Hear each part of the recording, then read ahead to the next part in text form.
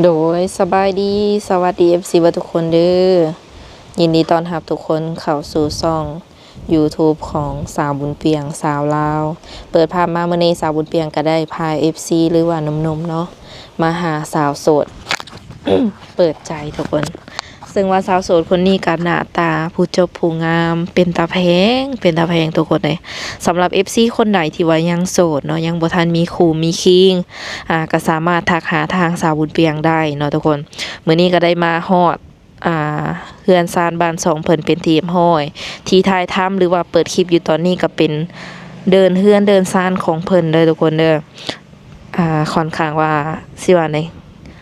บรรยากาศดีเนาะทุกคนอยู่นอกสำหรับ FC คนไหนที่ว่ามักแบบอยู่สงบแบบว่าบ่มี สิว่าไดอยู่แบบว่าสงบแนะนำเลยทุกคนเพราะว่าเฮือนเพิ่นนี่บ่ค่อยใกล้เฮือนหมู่คู่หลายปานใดเนาะเพราะว่าอยู่ติดกับทงไร่ทงนาทุกคนเลยป๊าดเลี้ยงปลากระเหมาะเลย โดยมีแต่ว่าทางเฮาก็สิได้เข้าไปโอ้ไปร่วมกับสาวโสดเพิ่นก่อนเนาะถ้าหากว่า FC คนใดอยากติดต่อกับเพิ่นก็มีแต่ว่าทักหาทางเฮาเฟซก็ได้ LINE ก็ได้ทุกคนเลยสำหรับช่องทางติดต่อเนาะถ้าหากว่าคำเว้าคำจาหรือว่าพฤติกรรมใดบ่เหมาะสมทางสาวบุญเปียงเองก็ต้องกราบขอโทษขออภัยไว้ก่อนเด้อทุกคนเด้อ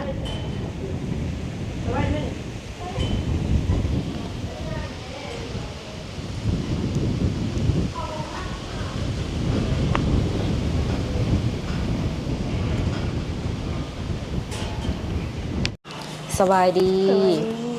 โดยสบายดีสาวโสด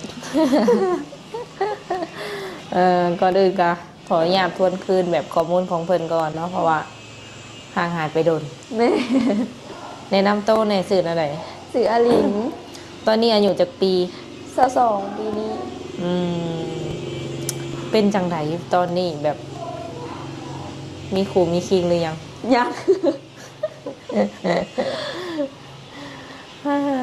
ตั้งแต่แบบว่าเปิดใจมานี่บ่มีคนถึงใจเจ้าเลยบอก ก็มี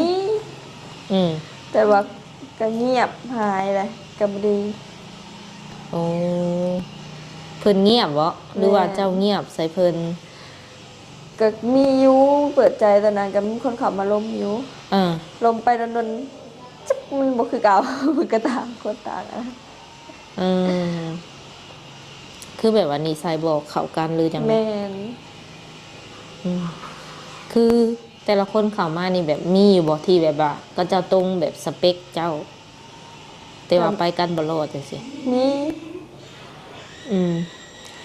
สำหรับผู้ชายประมาณนั้นแหละเพิ่นเป็นคนออกห่างเฮาบ่ บ่ ก็เจ้าเป็นคนออกห่างเพิ่น บางเทื่อแบบเงียบนะมือหนึ่งบ่ได้ล้มรวมกันว่าสินะแต่มือเช้ามาล้มรวมกันก็ตอบแหน่บ่ตอบแหน่ อืม ก็เงียบหาย ช่วงนี้นี่เฮ็ดเวียกเฮ็ดงานหยัง ขายเลข ขายเลขอยู่บ้าน อืม เจ้า เคยแบบชื่อว่าไงเคยมาหากันอยู่บ่ FC แต่ละคน อืม บ่เคยพ่อแบบ FC ตวมนเป็นเนาะ แล้วก็ FC ก็ยังบ่ทันแบบเคยพ่อเจ้าแบบโตเป็นๆจ้าเถื่อแม่นบ่ แม่น มื้อนี้นี่ถือว่าบ่มีคนคุยจ้าคนแม่นบ่แล้วออกมาเปิดใจอีกรอบหนึ่งเนาะ เปิดใจในเทื่อนี้นี่คือมีสเปคอยู่บ่ มี มักประมาณใด แบบใด แม่นรูปร่างหน้าตาจังซี่นะ กับคนสูงกว่าเฮาในหนึ่ง อืม สำคัญ สำคัญหรือว่าสูงกว่านี้ได้ สูงกว่านี้ก็ได้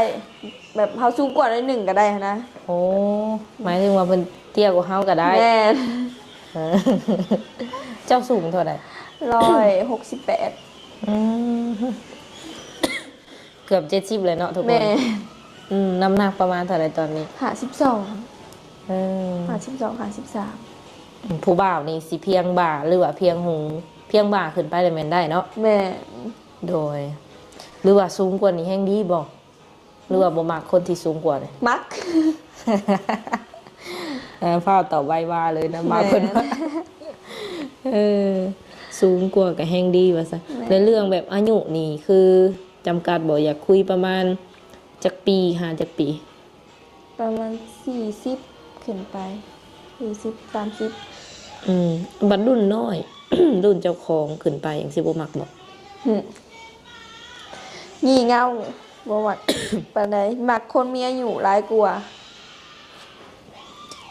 ระหว่างแบบว่าคนที่มีอายุกับคนน้อยๆนี่เป็นประมาณไหนจะว่าเด็กน้อยนี่จะแบบงี่เง่าเนาะ แม่ ส่วนผู้ใหญ่นี่ได้ซะแบบเป็นประมาณใด ก็เป็นบางคนมักคนอายุกว่ามักคนมีความคิด ดีกว่าเฮานะ สไตล์แบบว่าเป็นผู้นำ แม่ ให้เจ้าได้ลักๆนี่แบบว่ามักผู้ชายนิสัยแบบใด นิสัยดี ในความหมายว่านิสัยดีนี่คือแบบบ่ให้ห้ายอย่างสิบ่หรือแบบใดเอาใจเก่งอย่างสิบ่หรือแนวใดอธิบายเบิ่ง เอาใจเก่งกับ อืม บ่สึนแบบ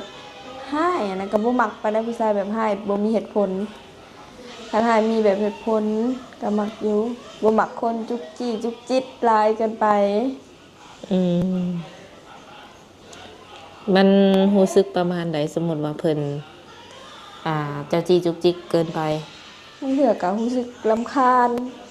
อืม บ่มักก็สิแบบเสร็จนะเสร็จมาแล้วยาวจนเฮาตอบบ่ทันมักจุกจี้จุกจิตหลายเกินไปก็เฮ็ดคือบ่ปานใด อืมเอาประมาณใดสิแบบกลางๆบ่ แม่น หรือคันสมมุติว่าสิแบบเฮาทักหน่อยเกินไปก็มันก็ไปต่อบ่ได้เนาะ แม่ คันว่าหลายเกินไปนี่ก็ไปต่อบ่ได้อีกทุกคน ก็เอาแบบกลางๆบ่คือเจ้านี่ขายเลขมื้อใดหามื้อใดขายเลข วันจันทร์วันพุธวันศุกร์ 3 มื้อต่ออาทิตย์บ่ แม่ นอกหันนี่คือเฮ็ดงานหยัง ไปอันนั้นไปหักแบบในห้านแถวในเมืองนี่นะ ไปรับจ็อบบ่ แม่เฮ็ดเวียกตอนเช้าแล้วแต่สิไปมีได้ไปก็ได้มีบ่ได้ไปก็คือบ่ได้เงิน อืม คือ คือรับจ็อบแบบใด เอาไปเฮ็ดเวียกในห้านแบบห้านขายเครื่องในซิโนนี่ดิเขาหับเป็นมือละแสน อันเฮาไปขายเครื่องบ่หรือว่าไปแบบอันสิว่าไง ไปขายเครื่อง ไปขายเครื่องให้เขา เครื่องหย่อยอันนี้ โอ้สมมุติว่ามื้อใดเฮาไปนี่เฮาไปตั้งแต่จักโมง 8-9 โมง5-5 โมง4-5 โมง มื้อละ100,000กีบคันได้ไปเนาะ คันบ่ได้ไปก็บ่ได้ เออแปลว่าค่าน้ำมูกน้ำมันเฮาไปนี่เด้ ก็รวมได้นั่นเลย ใกล้เติบได้เนาะจากเซโนมาเฮือนน้องเพิ่นก็สิใกล้เติบคุ้มบ่ค่าน้ำมัน ก็คุ้มอยู่คุ้ม 100,000กีบสมมุติว่าเติมน้ำมันประมาณเท่าไหร่50 มันก็คุ้มได้หลายมื้อ กินอยู่เด้อค่ะ กินกับตอนแบบ12 โมง 11 โมงก็กินข้าวเปียกบ่ดีเลยเพิ่นก็มีให้30,000 เพิ่น เนี่ยครับ มีค่าข้าวให้บ่ แม่ อืมตั้งแต่เริ่มเฮ็ดนี่ได้ประมาณจักเดือนแล้วไป ยั หั ง บ บ่ เจ้า ฮอดสำนาหาก็ได้3 มื้อ 4 มื้อมื้อนี้ก็บ่ได้ไป โดย เจ้าได้แบบลงไทยหรือบ่ ฮะ ได้ลงไทยหรือบ่ตั้งแต่ ยัง เพิ่นมาสัมภาษณ์ มันบ่มีงาน หางานยากส่วนหลายมีแต่กินอยู่เองเฮาเพิ่นบ่อยากไปได้กินอยู่เองเฮาไปใหม่ยังบ่มีทุนแบบเงินไปตั้งโตหั้นนะคันไปแล้วมีงานกินอยู่น้ำเพิ่นนะค่ะนี่ อืมคือเจ้าว่านี่อยากได้งาน กินอยู่น้ำเจ้านาย กินอยู่น้ำเพิ่น แม่ เป็นงานประเภทใด หารอาหาร ต้องเป็นร้านอาหารเท่านั้นบ่ หารอาหารก็ได้อาหารขายเสื้อผ้าก็ได้ เป็นแบบงานบ้านนี่เด้ บ่สูงปานใดบ่สูง โอ้เพราะว่างานบ้านนี่ อยู่ กินอยู่น้ำเพิ่นนั่น แม่ ว่าเจ้าผัดบ่ค่อยอันมักงานบ้านปานใด แม่ มักไปทางแบบว่าค้าขายหลายกว่าบ่ แม่ ก็เลยหาอย่างในจังหน่อยโดยปัจจุบันนี่เจ้าอยู่กับไผอะ อยู่กับพ่อกับแม่ 3 คนทั้งเจ้านี้ 4 คน5 คนเอื้อยมาเลยดิ เออโดย มีอ้ายเอ้ยน้องจักคนก็ หา อันเจ้าเป็นลูกสาว คนสุดท้ายสาว ลู ห ก ลา สาวหลามีอ้ายยิงลูกอ้ายยิงว่าซั่นมีอ้ายจักคน มีไอ้ผู้เดียว ยิงเลยค่ะ สามสาม ทั้งหมดน่ะ5บ่จะว่า แม่น ยิง4 รวมทั้งเขาเป็นสี่ อืม ได้3 คน อ้ายคนเดียวทุกคนเลย ลูกชายเดียว ตอนนี้นี่แต่งงานแล้วจักคน แต่งงานหมดแล้ว4 คนเขาผู้เดียว อืม โดยตอนนี้อายุ22ปีเนาะ แม่ คือตั้งเจ้าได้พร้อมสร้างครอบครัวแล้วบ่ตอนนี้ ก็คิดอยู่ได้คิดจากมีอยู่ เอาคันมีอีหลีสิเอาบ่ เอ้ากันคนถึกใจ ว่าบ่ได้แน่เนาะ แม่ บางคนเพิ่นอยากเอาเลยได้เพิ่นเห็นอะไรคือเห็นปุ๊บเอาปั๊บบ่ กระบอกแล้วก็ต้องได้เฮาก็ต้องได้ลมกัน2 คนอะไรอย่างนี้ อืม แต่ว่าเว้ากันไปว่าถึกของถึกใจกันจ้ะ มีเอ้าก็มี 22ปีเลยเนาะ แม่น อืมเป็นลูกสาวหลาคือลูกสาวหลานี่เพิ่นสามารถแบบว่ามาขอมาแต่งเอาไปอยู่บ้านเพิ่นนำได้บ่ ได้เพราะว่ามันก็ขึ้นอยู่กับพ่อกับแม่สินะทางเฮากับเขาเอื้อยก็อยู่เฮือนหลายคนเลยเด็กจะแล้วแต่ อืมคือไปฝั่งไทยก็ได้ต่างประเทศก็ได้บ่ สิไปได้สิบ่ต่างประเทศเอาเป็นคนลาว คนลาว แม่น เว้าบ่ได้บางทีเพิ่นหาวิธีให้ไปได้เนาะ อยากไปอยู่ได้ คันไปได้เลยไปบ่ แม่น อืม คือแบบใกล้ๆกับเมนไปได้เนาะความหมายเนาะไปอยู่น้ำสามีหรือว่าผัวได้เนาะภาษาบ้านเขาเอิ่นว่าผัวเนาะทุกคน ประมาณแบบจักเดือนคุยกันจังสิแบบว่าตกลงปลงใจแบบคบหาดูใจกัน ก็ขึ้นอยู่กับ2 คนลมกันบางเถื่อสมมุติเอาลมกันอาทิศนึงเอาลมกันไปลมกันมาถึกใจเว้าของกันกะนี่มันก็ขึ้นอยู่กับเฮาลมกัน ที่ผ่านมานี่ประมาณจักเดือนแบบเจ้าอันหูนิสัยใจคอกับเจ้า ทิศ1 2ทิศ ไวเนาะ แม่นอ้าวก็ลมกันของมือได้ซะ เออ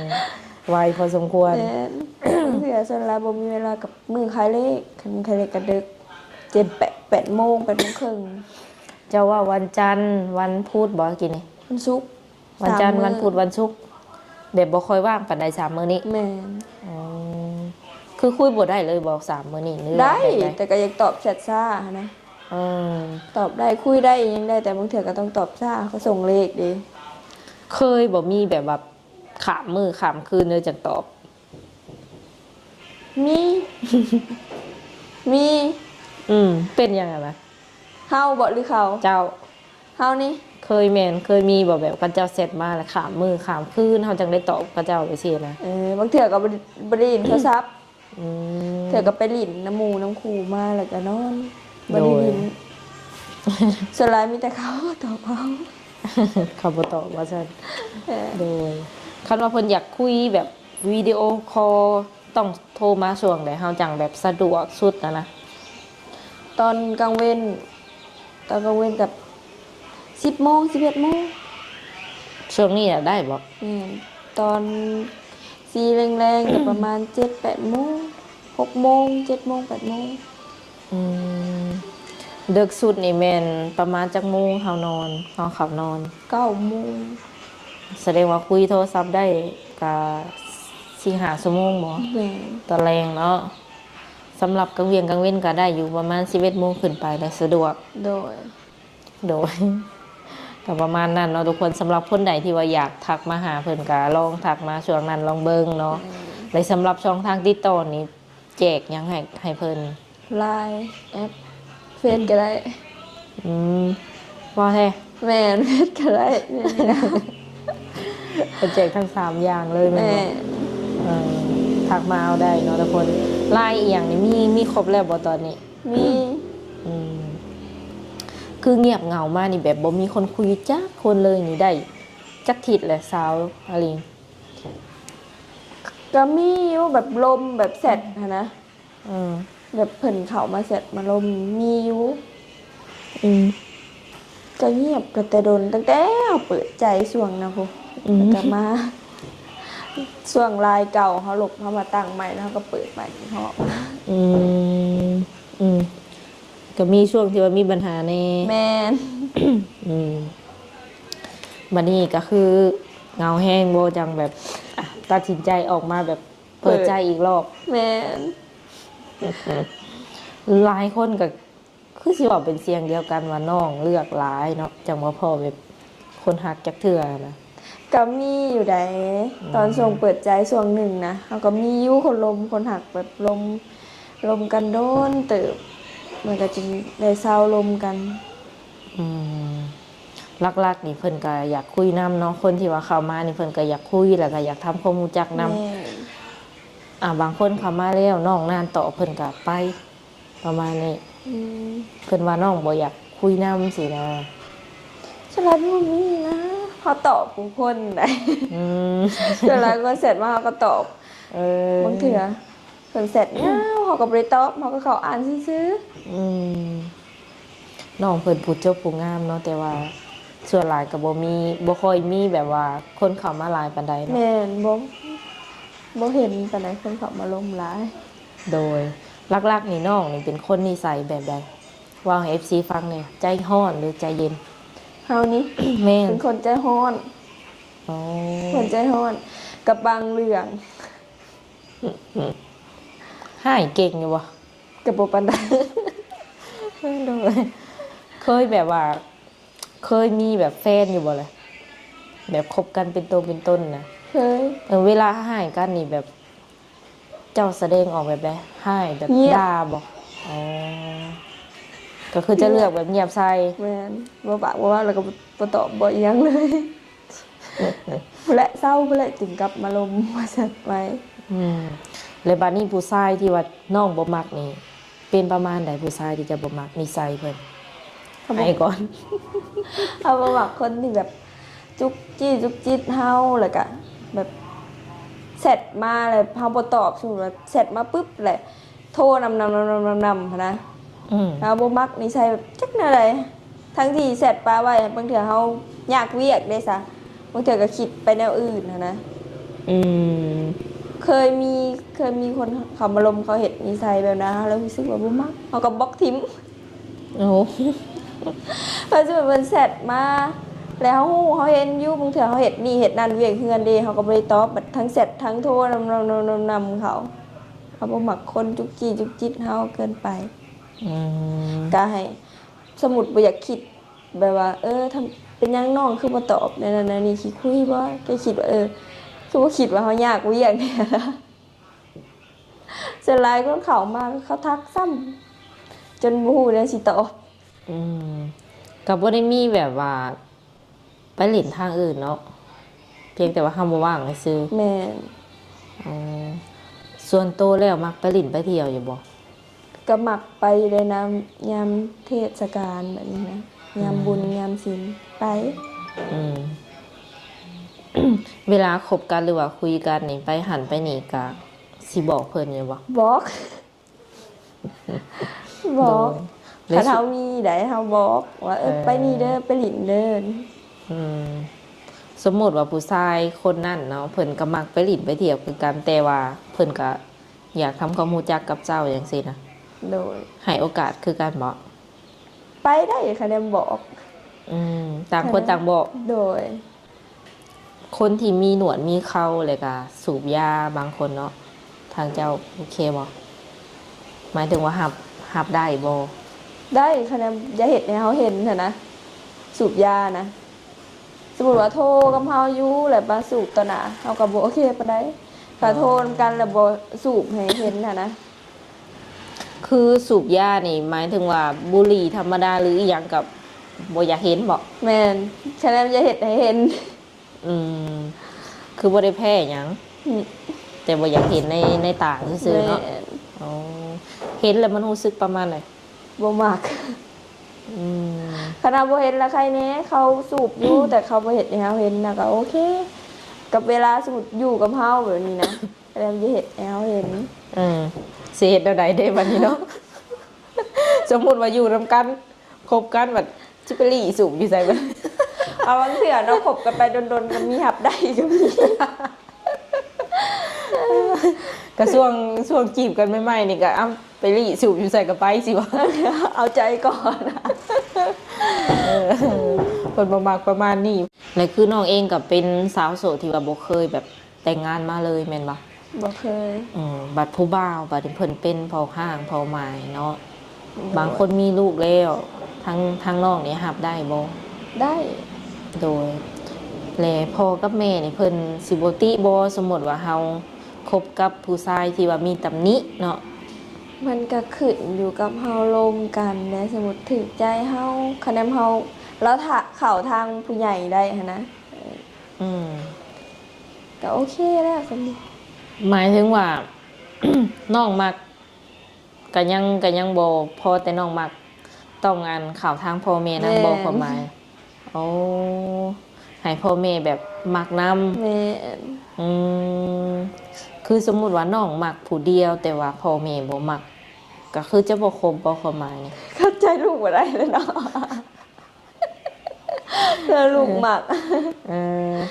หลักๆนี่ก็เจ้าเนาะ แม่น ห้องมานี่ก็พ่อกับแม่บ่ โดย ก็ประมาณนั้นเนาะทุกคน อันดับแรกก็เอาชนะใจน้องเพิ่นก่อน แม่น ห้องมาก็เข้าทางพ่อทางแม่เบิ่งบัดนี้เนาะ โดย แต่ว่าสำหรับตัวน้องเองนี่บ่ได้ติแท้ๆบ่ แม่นฉะนั้นเฮาลมกันถึกอกถึกใจ อืม บางเทื่อเพิ่นก็แม่นอยู่เพิ่นมีลูกติดมานำมันก็บ่ได้เกี่ยวอะทุกคนมันก็ต้องมีผิดพลาดเนี่ยแหละ มันก็ขึ้นกับแบบผู้ชายคนนั้นมาลมกับเฮาเทคแคร์เฮาหั่นน่ะก็ดีคือกัน ถึงว่าเพิ่นจะอายุหลาย หรือหน้าตาแบบว่าบ่ค่อยหล่อก็ตามบ่นี่ ขึ้นนำนิสัยหลายกว่าได้เฮามักคนเบิ่งคนคือกัน คืออันดับแรกนี่เน้นที่นิสัยเนาะโอเคเนาะทุกคนก็สิเป็นประมาณนั้นเลือกสเปคเพิ่นเนาะแล้วก็สำหรับ2ทางติดต่อก็มีแต่ว่าทักมาเอาน้ำเฮาได้หลังไมค์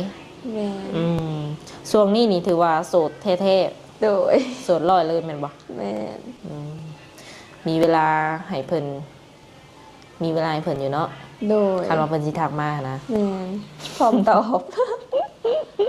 ถามน้องเพิ่นก่อนได้ โอเคสุดท้ายนี้ก็สิได้ขออนุญาต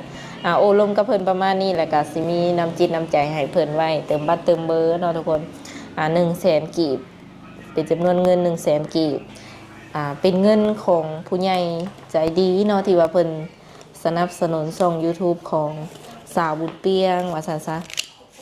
เพิ่นก็ฝากให้สาวโสดทุกคนที่ว่าถ่ายคลิปนํเนาะ